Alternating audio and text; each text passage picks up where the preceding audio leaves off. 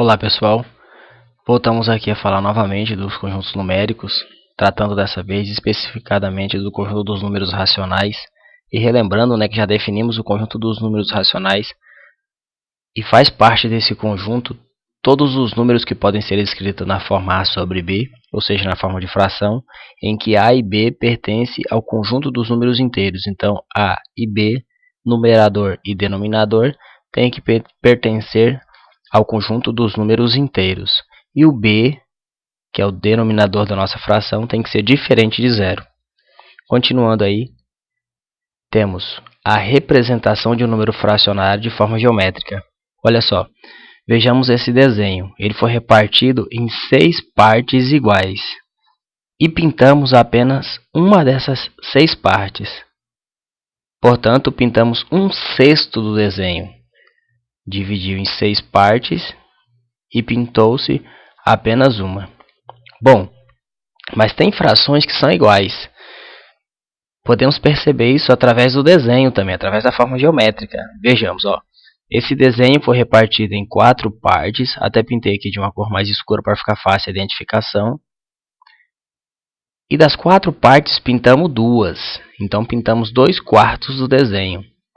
Se dividirmos esse desenho em 2 partes, e essas partes têm que ser obrigatoriamente iguais, se dividirmos em 2 partes e pintarmos apenas uma, percebemos que pintaremos a mesma quantidade. Portanto, 2/4 é igual a meio, representa o mesmo valor. Exemplo de frações equivalentes. 1/3 é igual a 2/6. Vejamos. 1 vezes 2, 2. 3 vezes 2, 6. 2, olha só, 2/6 equivale a 1/3. 1 vezes 3, 3. 3 vezes 3, 9. Portanto, essas frações são equivalentes. E assim, conseguimos encontrar um número infinito de frações equivalentes a 1/3. Essa aqui é a forma reduzida dessa fração. Bom, aprofundando um pouco mais nessa questão da igualdade de fração, existe uma maneira, digamos assim, conceitual de justificar a igualdade de fração. Vejamos aqui. Consideramos duas frações m sobre n e p sobre q e dizemos que elas são equivalentes ou iguais. Isso só vai ocorrer se e somente se m vezes q for igual a p vezes n. Vejamos que multiplicamos cruzado. Aqui está o nosso n, aqui está o nosso p na parte superior. Aqui está o nosso m na parte superior. E aqui está o nosso q. Então, m vezes q tem que ser exatamente igual a p vezes n. Por exemplo, 1/3 é igual a 2/6? Vamos verificar. Multiplicando cruzados, temos 1 vezes 6 é igual a 2 vezes 3. Realmente, porque 1 vezes 6 dá 6 e 2 vezes 3 também dá 6. Logo, 1/3 é igual a 2/6.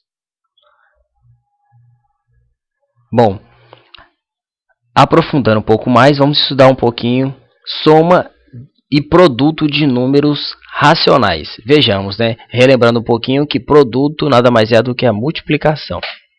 Vamos pegar novamente duas frações m sobre n e p vezes r e vamos verificar como que podemos efetuar a soma. Existem outras maneiras, mas essa daqui também ela consegue dar um resultado bastante fácil. Vejamos, m sobre n mais p sobre r. E vamos efetuar a adição dessas duas frações. Aqui na parte de baixo, que representa o denominador, nós vamos ter n vezes r, que são esses dois valores. E na parte superior, vamos multiplicar cruzado. m vezes r, está aqui, r vezes m, que é a mesma coisa, mais, que é o valor central, que é o sinal, da operação, p vezes n, ou n vezes p. Observamos novamente que multiplicamos cruzado. Feito isso, nós vamos obter o resultado da nossa adição de frações, ou seja, a adição de números racionais. Então, se eu tiver a fração m sobre n e p sobre r, o produto ou a multiplicação desses dois números ficaria m vezes p, que seria numerador com numerador, está aqui, e denominador com denominador, n vezes r, que seria essa parte aqui justificada. Então, a multiplicação é bastante fácil. Na maioria das vezes, quando multiplicarmos a fração, quando fizermos a adição da fração, nós vamos ter que reduzir essa fração, que nós vamos aprender daqui a pouquinho. Continuando, vamos usar como exemplo 1/6 mais 2/3.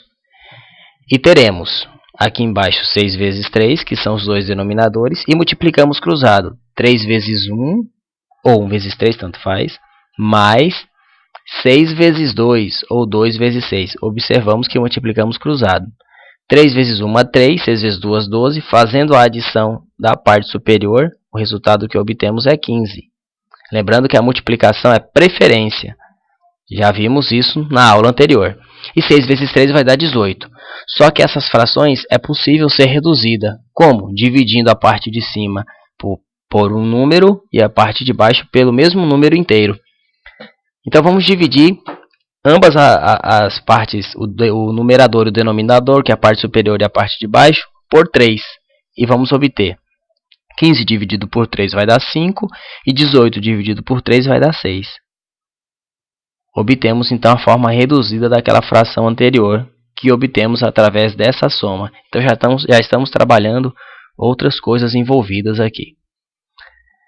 Bom, efetuando a multiplicação de 1/6 por 2/3, nós vamos ter então 1 vezes 2 e 6 vezes 3, que vai dar 2 sobre 18, que também dá para reduzir ela dividindo em cima por 2 e embaixo por 2. O numerador 2 dividido por 2 vai dar 1, e o denominador 18 dividido por 2 vai dar 9, obtendo então assim a multiplicação e depois a forma reduzida dessa multiplicação. Frações redutíveis e irredutíveis. Bom, já ficou fácil agora, né? Usando essa fração m sobre n, e ela é irredutível se não existir nenhum divisor maior que 1, que seja divisor simultaneamente do m e também do n. Ou seja, aqui foi possível reduzir porque nós tínhamos aqui o 2, que era divisor do 2, e o 2 também era divisor do 18. Então tinha um divisor que era maior que 1, que era divisor dos dois valores, m e n, simultaneamente. Se isso não ocorrer, se não encontrarmos um outro divisor maior do que 1, que seja simultaneamente divisor dos dois, a fração então é considerada irredutível. Corretinho? Se encontrarmos, ela é redutível. Se não encontrarmos o valor, ela é irredutível. Vejamos um exemplo. 12 sobre 15avos. Essa fração ela é redutível, porque o 12 dá para dividir por 3, que vai dar 4. E o 15 dá para dividir por 3, que também vai dar...